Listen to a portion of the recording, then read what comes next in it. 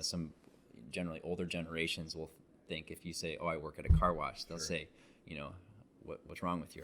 Did you just get out of prison? What's going on?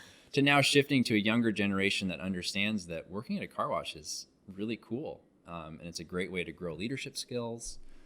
We have a huge emphasis on that. It's a great way to make great money, have benefits, do all those things. So I really just kind of wanted to rebrand what we were doing and helping everyone understand that this is an incredible opportunity to become a better version of yourself.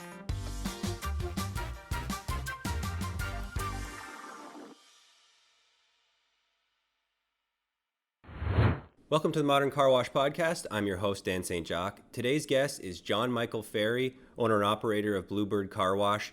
Today we talked about John growing his business that started as a mobile detailing business when he was 16 years old to now operating 4 car washes with a plan to continue to expand. He really offered some really great insight into developing a brand, establishing it, and scaling to growth. Really appreciated the conversation. Hope you enjoyed the episode. So here it is.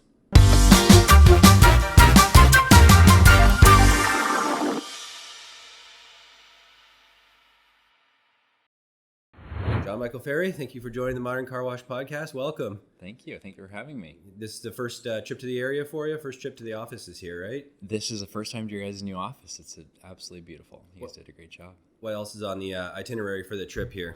Well, luckily enough for me, I get to spend some more time with Shane and go see some more car washes and make a trip to some other guys around the area, and then we'll see where we go from there. Right on.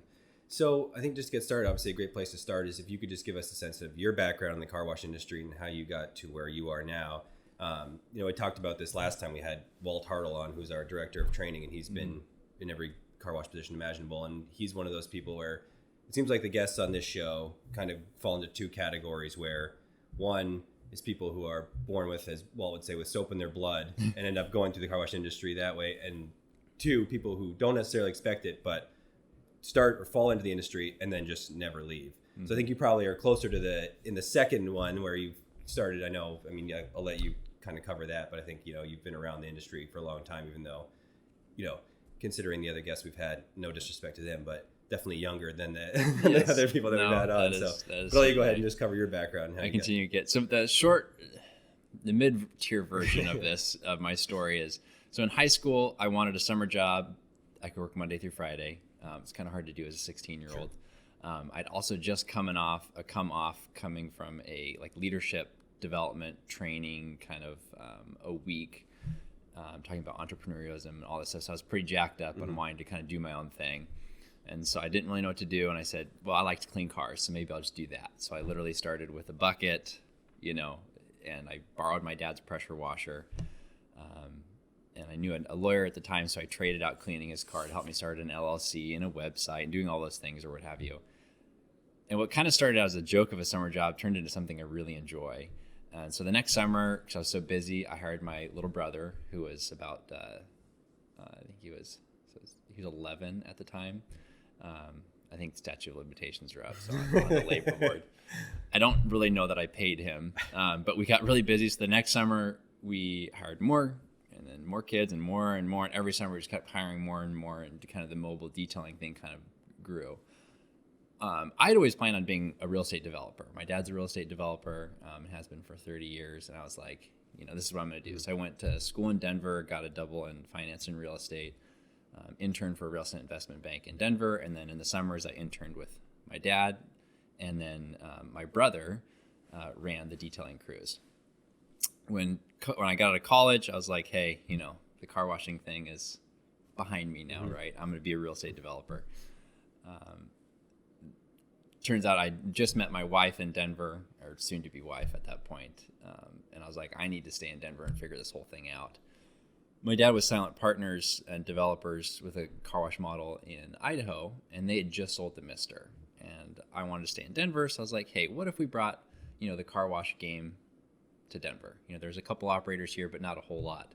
Certainly landscape has changed since then. And the operator's like, hey, I don't want to come to Denver, but if you want to do this, go work for a couple car washes. And if you like it, then maybe, you can be the quote unquote operating partner down in Denver. So I did that. I worked for 2 different car washes while I looked for sites and got my brokerage license. had very interesting experiences at those car washes, but I loved it.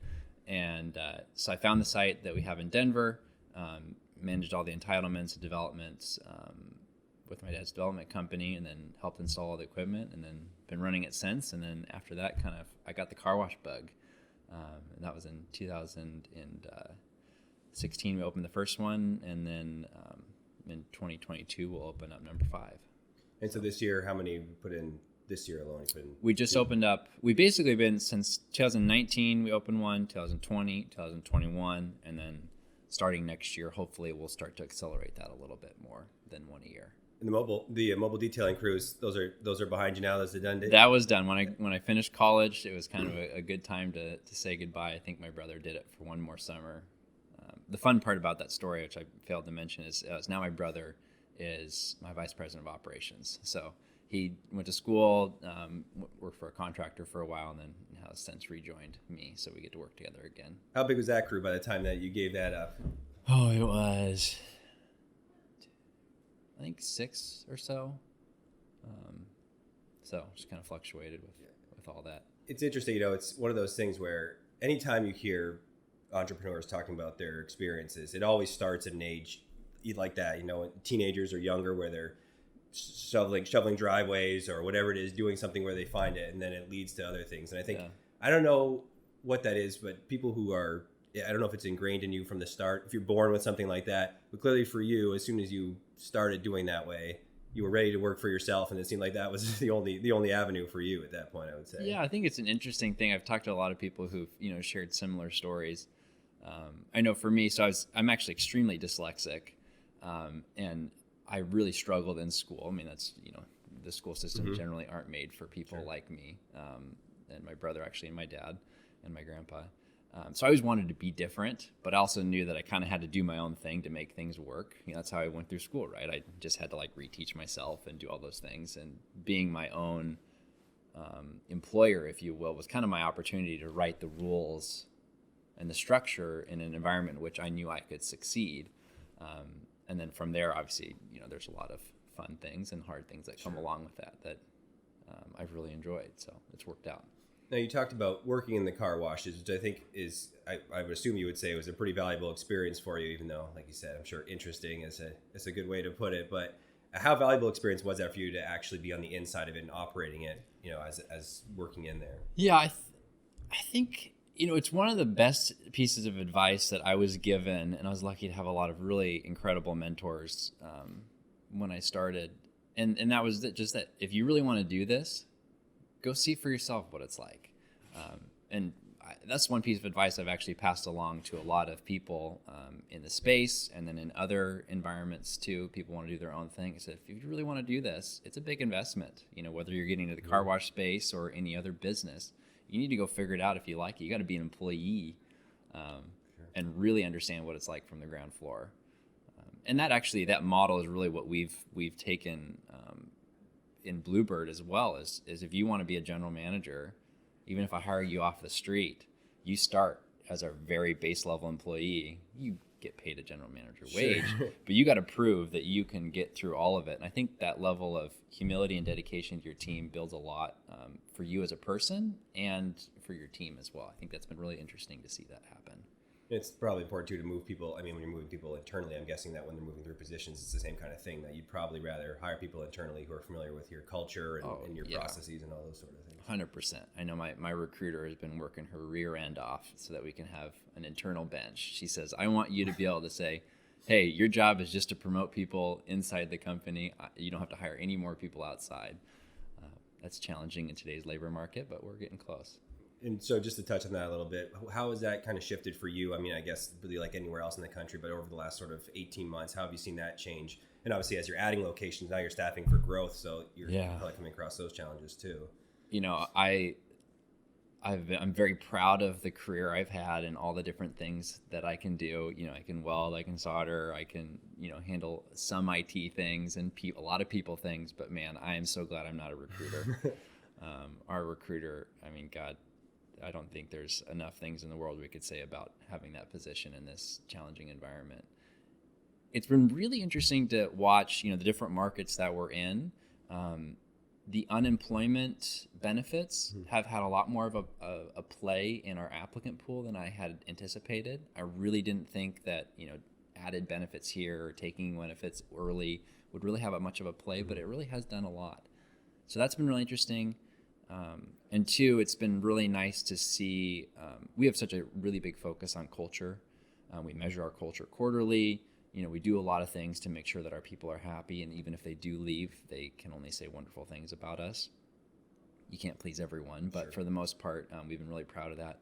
And to slowly see that momentum start to build has been really helpful, especially in environments like in the Treasure Valley with 3% unemployment rate. That's tough to hire in. So we're hoping that continual investment in our culture and our people slowly continues to help build that opportunity for us. So building on or going off culture there too, you talk about building the brand itself. So establishing BlueBird and saying what we want this to be. What was that process like where you're saying, it's more than just opening a car wash and saying, what's our identity? How did you develop that and work through that process and get to where you are now? That's a good question. I was having a hard time when I first kind of got into the business because I didn't feel that as though we had an extra calling, something that people could really understand beyond, we just want to be the best. While being the best is a very simple way to describe, I think, our mission, it's kind of a very finite game of, to me, it's like, okay, you achieved the best, now what next? So really the essence of BlueBird was taking, the things that we did really well, delivering a great quality product to our customers, providing good quality service, and then trying to really help people understand beyond just those two metrics what we're trying to accomplish. So for us, it was really leaning into our core values and then really leaning into our mission. And then helping people understand that, yes, this is a car wash, and there are some things that come around with that. Some generally older generations will think if you say, "Oh, I work at a car wash," they'll say, "What's wrong with you? Did you just get out of prison? What's going on?" To now shifting to a younger generation that understands that working at a car wash is really cool, and it's a great way to grow leadership skills. We have a huge emphasis on that. It's a great way to make great money, have benefits, do all those things. So I really just kind of wanted to rebrand what we were doing and helping everyone understand that this is an incredible opportunity to become a better version of yourself. And that focus, as well as a focus on the car quality and the customer experience, I think really kind of helped shape and really help us build momentum to where we are today. And I think I would assume, and I'll let you cover that too, but kind of the way I look at Hoffman Car Wash too is another piece of that beyond just being a car wash is involvement in the community. And I'm sure that's another big piece of what you guys are doing as well, being beyond a car wash. And when you talk about, the values of the company itself. So is that something else that you guys look at as well? We do. I think it's one of our bigger opportunities to really lean into. That being said, some of the things that we do that I really love. One is we do a Tunnel of Terror every year. We do the haunted car wash. Last year we raised $20,000 in 6 hours across our locations. It's really fun to see. So that's one of our bigger events, and then we do all of the normal things of donating tons and tons and tons and tons of things to different charities to do auctions and all of the sorts. I see kind of a broader view of our role in our communities is to develop incredible people. And my hope is that, I talk to my wife about this all the time, is I love supporting other charities and other groups. But if I'm going to put my time into something, I want to be able to impact the lives of the people that I have around me, and which is my employees. And I believe that if I can do a really great job of, just like if you're raising a child, creating an exceptional human being and giving them the tools and resources to succeed in my environment and the environment that they're in, that's our impact on our community directly that can have some really wonderful effects. So we're growing there. And another piece of it too, I think, we talk about the way that people perceive car washes typically. When you look at the facilities that you guys have built, you're not building some ragtag. I mean, you have really beautiful facilities from everything that you've seen, everything put together, and they clearly have a very unique look to them. It's clearly identifiable. When you pull up to it, you can see it's a BlueBird car wash. So how important was that in the design aspect of putting that all together for you guys? It was huge, and I know that there's certainly a lot of cost saving opportunities if we were to abandon some of those principles. But we wanted to have something that was really aesthetically pleasing. I love hearing feedback from people who, you guys are so used to this because you develop everywhere. You get the people who are like, well, I don't want a car wash right in my neighborhood. And it's like, well, why don't you go visit one of our facilities? Why don't you look at the renderings? And all of them come back and they all say the same thing. Wow, this is really beautiful. I love how you use the different materials. It's really intentional. You do great landscaping, just like the Hoffman crew. It's not just some, as you said, ragtag organization slapping something in on the corner. So that's been a big part of it, I think. You talked about the change in the landscape now. How much has that shifted in terms of when you're looking to develop new locations now? How much has that changed from location 1 to now as you look to 2022 and then beyond that, I'm sure? How has that changed in terms of finding your real estate, finding your locations? Yeah, it's certainly challenging. I'm so fortunate that my dad's a real estate developer in the Northwest, because all of our sites in the last few years have been off market, deals where it's just built off of great relationships, and that's been a huge play for us. As opposed to Denver, for example, we don't have that leg up, so it's been a lot more challenging for us to find great sites. And that's just part of the struggle that everyone has, but it certainly helps when you have great partners that can help you with that. And when you're picking sites in different regions like that, is there something that you're identifying differently in each in terms of, I know you're looking at demographics and those sort of things, but is there something that is entirely different that you find in one area versus another, or are they pretty constant in terms of what you're identifying as qualities that you need? I think some of the challenges that we have is we really focus on, particular things, that most people, we want the best access, we want the best visibility, all of those things. It certainly becomes more challenging in environments, like the Denver metro area, where there's a lot of, I don't know how to say this nicely. I just don't agree with the way that the planners are developing some of these communities, where it's, you have to take 5 turns to get into the shopping center, that kind of stuff, or really getting rid of the anything but a right in, right out. While I can understand from a traffic flow perspective that does probably have some benefits to our own safety, they're just a real pain in the rear end and hard to develop. So we're really trying to find those opportunities that are infill, maybe, or maybe you don't have to deal with as many of those crazy planned developments and so forth. But it's becoming more challenging in environments that are growing so quickly. So when you look back and you start at store 1, how long was it after your first location before you say, yeah, it's time for us to go to store 2? I'm sure that the plan from the start was not just one. Judging by this short conversation alone, clearly your ambition as a businessman was not, on real estate development, was never to say, this is a one-stop shop, this is going to be it for us. How long did it take before you say, and has that timeline shifted now where you say it's easier to view down the line in adding additional locations? Yeah, we had always had planned on a lot of locations. We came into when the first BlueBird, we knew we were going to start in our first location, and we had several sites already behind that, and we still have 3 more to develop.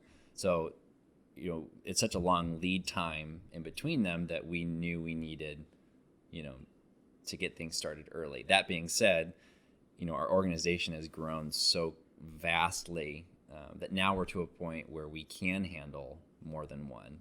When I did the first BlueBird, my second car wash, I was still more or less the general manager, the maintenance manager, the janitor, all of the things, right?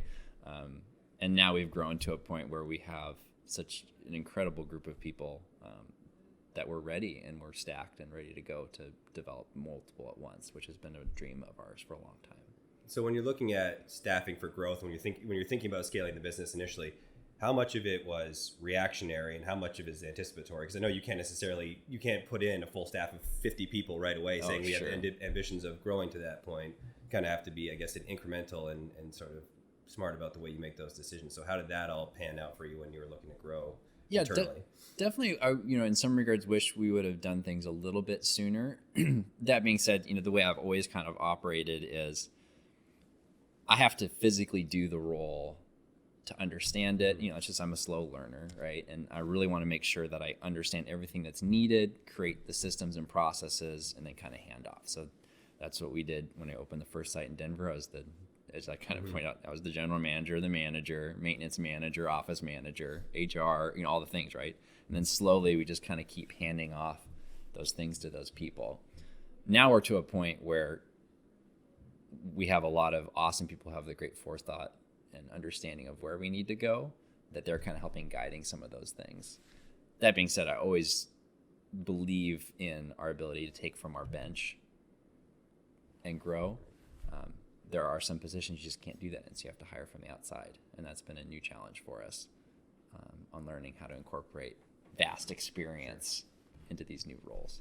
I want to circle back to something you touched on earlier. You talked about valuable or having mentors in the business itself, and I just wanted to cover the value of that too to you, and how important that is obviously for somebody who is starting out in the industry, or for somebody even who's been in the industry for a long time, the value of finding mentors who can offer you. And, and maybe like you said, your father being a real estate developer, while he's not directly tied to the car wash industry, is still somebody who obviously is a valuable mentor for you.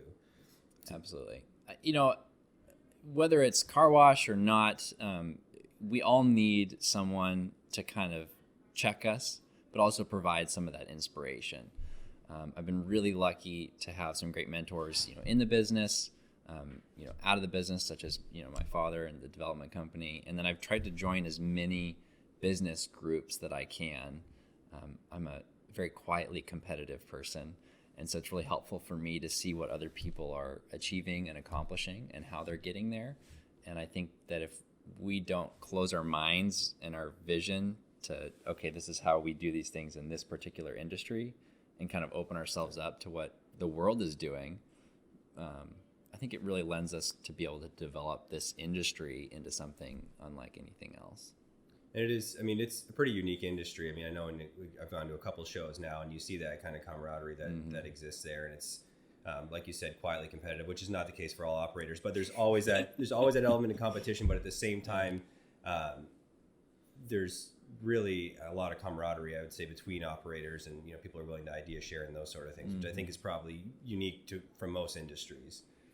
I don't know if that's the same experience that you've seen with that, but I don't know if you have shared those same experiences with other operators as well when you go through these shows. And yeah, I think there's some people who really get narrow-minded in the sense that they think what they're doing is the best thing ever, and they don't want anyone else to understand what they're doing. I'm of the mindset of there's no new idea. It's all recycled ideas, whether we realize that or not. So there's really not a lot of harm in sharing, because you're the one who has to execute on it. Right. You could give me a million ideas. Shane's giving me a million ideas today, but I still have to go execute on those.